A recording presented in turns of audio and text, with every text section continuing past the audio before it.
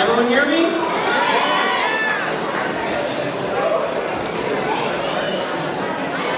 A little closer. Okay. So everyone, thank you so much for coming. I know that we are absolutely thrilled that everyone is here. I know Ma and Baba is extremely happy that everyone's here. So, thank you. So, for those of you who don't know me, my name is Raja. This is my lovely sister Lisa. Can everyone give her applause, please? After my mother, Lisa planned this most. So I do have a few words to say before we get started, but I promise it won't be that long. Baba will make the long speech later. So we'll save that for him later, okay? So again, we wanted to thank you so much. I know that we are absolutely blessed to have a very large and close family that is both in the US, in the UK, and in India, but we also recognize that Ma and Baba have a very large extended family with all of you here. So thank you so much. So please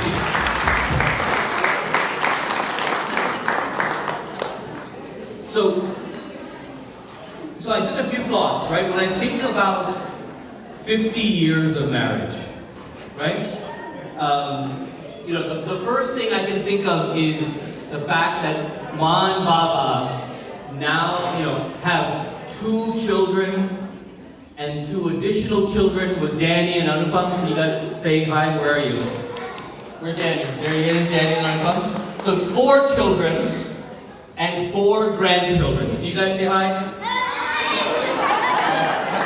So I think that's reason enough to celebrate. But again, like I said, I think it's just as important to celebrate all of you here. So that we're really looking forward to tonight. So if you don't mind, I'd like to just take a few minutes to say some things about Ma and Baba. Where are Ma and Baba? Yeah, right. Oh, there they are. So Ma and Baba, this is just for you. I did write a speech, and I'll see if I can stick to it. And as always, when you say things like this, these are things that you should have said years ago and said frequently, but you never say it enough. But we'll say it today, and then hopefully we'll start saying it more often. So, Ma and Baba, when I think of the journey that you took to get here, the first thing I have to say is I'm amazed. I'm amazed that after only 2 years of knowing each other, you decided to move thousands of miles away from anything you knew, and start a new life with me, and then very soon thereafter Lisa. And the thing that I think for me is so amazing now is that you were babies, you're kids. You were so young. And I can say that now because I'm far beyond that. But you're kids.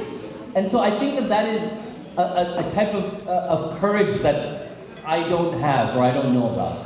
So I think that's an amazing thing. And by the way, I think many of you here in this room have done a similar thing. So for that, I salute the fact that you've done that, right? If you were to ask me and Lisa about our childhood, right? I think the first thing that would come to my mind is a house full of people. We always, Ma and Baba always had a house full of people. Be it family, be it friends, be it everyone. We always had a house full of people. And I think, for me now, as I grow older, that feels like home when we have a house full. In fact, I was just talking to my Kochima and Mashima, where are they? They're right there. I said that our celebration started on Friday, when everyone started arriving, and it's a crazy, loud, hectic house, but that feels comfortable to us, right? So let me tell you a little story about that. So when we were children in New Jersey, we had a lot of relatives that lived pretty close to us. So much so that almost every weekend, it was dinner at someone's house. Someone's house. It was dinner. We never, it was dinner, either dinner at Lutumami's house, or Chottomashi's house, or someone's house, right? There's always dinner, right? And so Baba, after getting used to this, would basically just, every Friday after the evening, he would just get into the car, he'd sit in the car and would say, Dandi ke na badi ke? Right? Because depending on whose house it was, there's one way to go. Okay? Left or right.